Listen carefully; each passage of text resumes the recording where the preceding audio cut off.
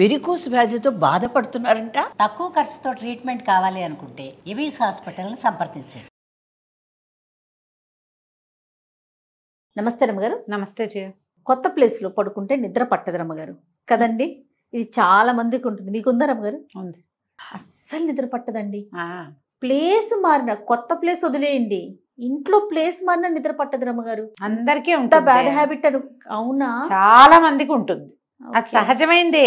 అదేం అసహజమైంది, అదేమిటో bad habit ఉండకూడదు. ఆ బ్యాడ్ థింగ్ ఏం కాదు ఎవరికైనా. కొంతమంది ఎంత అదృష్టవంతులండి, ఎక్కడికి వెళ్ళినా డిస్కే నిద్రపోతారు. ఇట్లా పడుకుంటే నిద్రలోకి వెళ్ళిపోతారు. వాళ్ళకి నిద్రాదేవత అలా కరుణిస్తుంది వాళ్ళని. ఆత్మలు అనుకుంటా నేనే. అదే కదా రమ్మగారు. ఎట్లా ఏం చేయాలంటారు?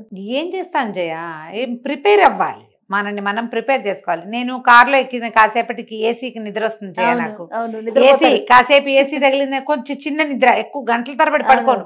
ఓ 20 నిమిషాలు నిద్రపోతే చాలు, సరిపోతుంది. ఆ తర్వాత ఇంకా నిద్ర ఫ్రెష్ గా ఉంటుంది. కానీ నాకు ఏసీకి నిద్ర వస్తుంది. తర్వాత మెలకు వచ్చిందా ఇంకా పడుకోను, ఇక నిద్ర రాదు. కానీ అంత ఉంటుంది అట్లా. ఇప్పుడు నేను కూడా మా గదిలో నుంచి పిల్లల గదిలోకి వెళ్ళి పడుకుంటే ఎప్పుడైనా చాలా సేపటి దాకా నిద్ర పట్టదు నాకు.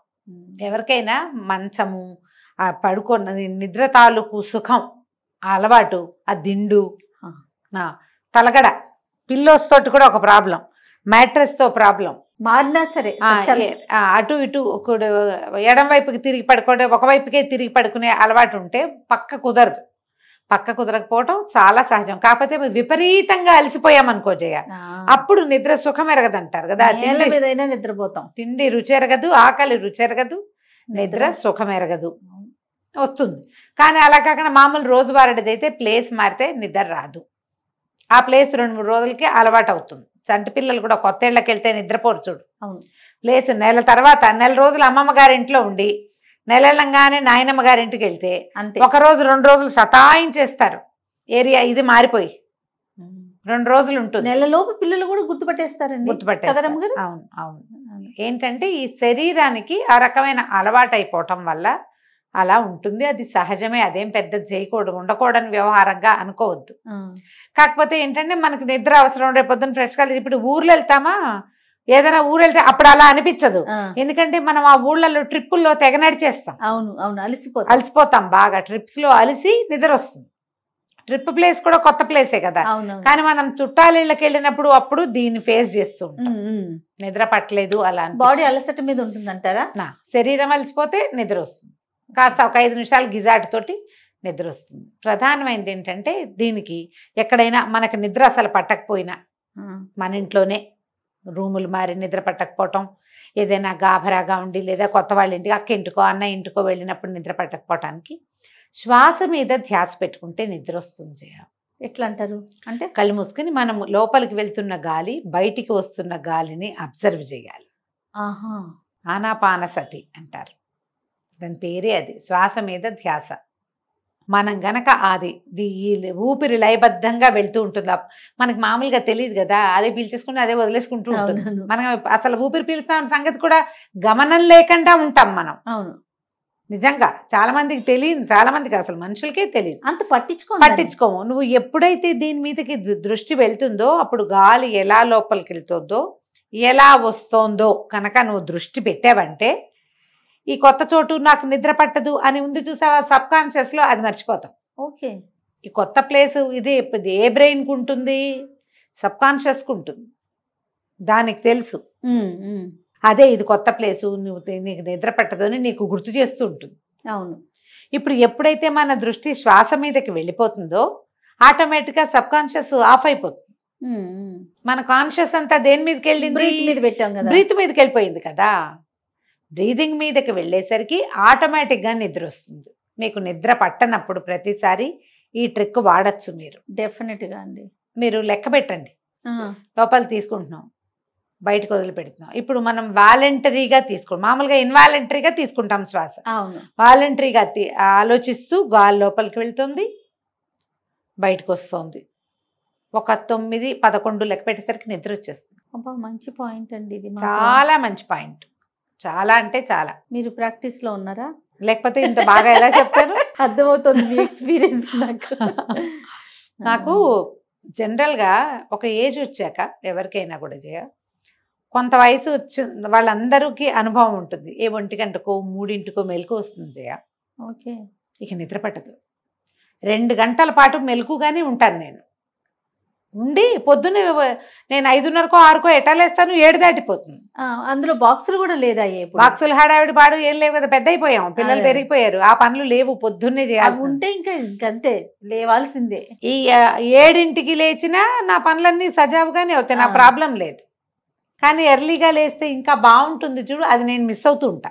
ఎందుకంటే నైట్ మెలకు రావటం, మెలకు వచ్చేస్తుంది. మీరు ఒక ఏజ్ వచ్చి అంటున్నారు కదా, ఏజ్ రాకపోయినా అదే పరిస్థితి రమ్మగారు. అలాంటి ఒక్కొక్క రోజు మెలకు ఎందుకు వచ్చేస్తుందో తెలీదు, ఆల్ ఆఫ్ సడన్ మెలకు వస్తుంది. 2 hours 3 hours 4 hours కూడా నిద్ర పట్టదండి. అటు ఇటు తిరిగి ఏంటేంటో ఇంకా తర్వాత ఎప్పుడు. నా సమస్య మాత్రం ఏజ్ వల్లే చేయాలి. నా సమస్య ఖచ్చితంగా వీళ్ళ హార్ట్ ఫ్లెషెస్ రావటం, ఉన్నట్టుండి చెమటలు పోసేస్తాయి, వచ్చేస్తుంటుంది అట్లా ఒళ్ళంతా ముచ్చెమటలు పోసేస్తున్నట్టు. ఏముండదు, 5 నిమిషాల తర్వాత అవి తగ్గిపోతాయి, ఇక నిద్ర పట్టదు. ఒక 1-2 times బాత్రూమ్కి వెళ్ళాల్సి వస్తుంది. మెలకు ఉంటే ఎక్కువ సార్లు వెళ్ళామా అప్పుడు కూడా నిద్ర పట్టదు. మళ్ళీ కాళ్ళు కడుక్కోవటము, లైట్ వేయటము, మెలకు వస్తుంది, ఇక నిద్ర పట్టదు. అలాంటప్పుడు ఇది గనక చేస్తే నీకు నిద్ర పట్టినా పట్టకపోయినా ఒంటికి అలసట పోతుంది. నిద్ర వల్ల రావాల్సిన సౌఖ్యం ఏదైతే శరీరానికి అవసరమో అది ఏర్పడుతుంది. అది వస్తుంది. పొద్దున మామూలు నీ రెగ్యులర్ టైంకే లేస్తావు, నువ్వు ఫ్రెష్గా కూడా లేవగలుగుతావు. ఈ పని చేయండి తప్పకుండా. మంచి టిప్ అండి. ఎవరైనా ఇందులో అనారోగ్యంగా ఉన్నప్పుడు పిల్లలు ఏడుస్తూ ఉంటారు, పిల్లలు నసుకుతారు, చిన్న పిల్లలు అప్పుడు ఎంతసేపు మెలకు వచ్చేస్తూ ఉంటుంది, వాళ్ళు లేచేస్తూ ఉంటారు, మనం కూడా చచ్చినట్టు లేవాల్సి వస్తుంది. వాడికి మంచినీళ్ళు అంటారు, వాడి పాలు అంటాడు, పిస్ అంటాడు, ఇంకోటి అంటాడు, ఏదో ఉంటాయి, నిద్రే ఉండదు చిన్నపిల్లలు అప్పుడు. అలాంటప్పుడు కూడా మీకు ఈ ట్రిక్ యూజ్ అవుతుంది. పిల్లల్ని పక్కన పెట్టుకుని వాడిని జోకొడుతూ మీరు మీ శ్వాస మీద పెట్టండి దృష్టి, తప్పకుండా భలే పనిచేస్తుంది. మీరు అన్నట్లుగా అది అంటే అది అణిగిపోయి దీని మీదకి వెళ్తాం కదా. ఇది మీకు యాంగ్జైటీ ఉన్నప్పుడు, టెన్షన్ ప్రెషర్ ఉన్నప్పుడు కూడా పనిచేస్తుంది. నేను ఆపదామపడతారని చెప్పుకుంటాను నెంబర్ ఆఫ్ టైమ్స్, చాలా సార్లు లెక్క పెడతా. 27 అయ్యేసరికి నిద్రపోతా. ఇదొక ట్రిక్. అదైనా చేయొచ్చు, ఇదైనా చేయొచ్చు. మీకు ఏది ప్రార్థన ఇష్టమైతే అది చేసుకోండి, అది పెట్టుకోండి తప్పకుండా. కొత్త ప్లేసుల్లో మనం ప్రార్థనతోటి నిద్రపోతే తొందరగా నిద్ర పడుతుంది. హెవీ ఫుడ్స్, కొత్త రకపు ఫుడ్, వాటి వల్ల కూడా మనకు నిద్ర పట్టదు. అవును. రాత్రిపూట హెవీ ఫుడ్ని తగ్గించుకోండి, అవాయిడ్ చేసుకోండి, అవి మానేయాలి. ఈ కొత్త చోటకి వెళ్ళినప్పుడు ఏవైనా అవి ఇవి తాగేస్తూ ఉంటారు, రకరకాలు కూల్ డ్రింకులు, ఆ డ్రింకులు, అవన్నీ కూడా మిమ్మల్ని ఇరిటేట్ చేస్తాయి. నిద్ర పట్టకపోవడానికి ఈ ఫ్యాక్టర్స్ కూడా కారణం అవ్వచ్చు. వాటిని ప్లాన్ చేసుకోండి తప్పకుండా. మన నిద్ర పాడవుతుంది, దానివల్ల రేపొద్దున మన పనులు పాడవుతాయి అన్న ప్లాన్ కనుక ఉంటే మీరు అతి ఫుడ్, ఎక్కువగా ఆయిల్, ఒకవేళ ఆయిలీ ఫుడ్డే తీసుకుంటే హాట్ మిల్క్, హాట్ వాటర్ తాగి పడుకోండి. మిల్క్ వద్దు, హాట్ వాటరే తాగండి. అప్పుడు కొంచెం సర్దుకుంటుంది, నిద్ర పడుతుంది ఆటోమేటిక్. మీరు అన్నట్లుగా ఇంకోటి, కొత్త ప్లేస్కి వెళ్తున్నాం, నిద్ర పట్టదు అనుకుంటే ఇంకా అసలు పట్టదు. కాబట్టి అసలు అది ఇవ్వద్దు ఫీడింగ్ బ్రెయిన్ కి. మన బ్రెయిన్ అంతా ఫీడ్ మీదే పనిచేస్తుంది. మనమే ఇస్తాం దానికి. భయము, ఆందోళన అవన్నీ మనమే ఇస్తూ ఉంటాం, దాన్ని ఇవ్వకూడదు. అది లోపల ఉన్నదాన్ని నువ్వు తగ్గించడానికి ఏ దేవుడి పేరో, ఏ గాలి తీసుకోవటమో, ఎవరితోటైనా మాట్లాడటమో, ఆలోకే అని మనం చెప్పుకోవటమో, ఏం పర్వాలేదు అని చెప్పుకుంటే మెల్లిగా నిద్రలోకి జారుకుంటాము. రైట్. నమస్తే.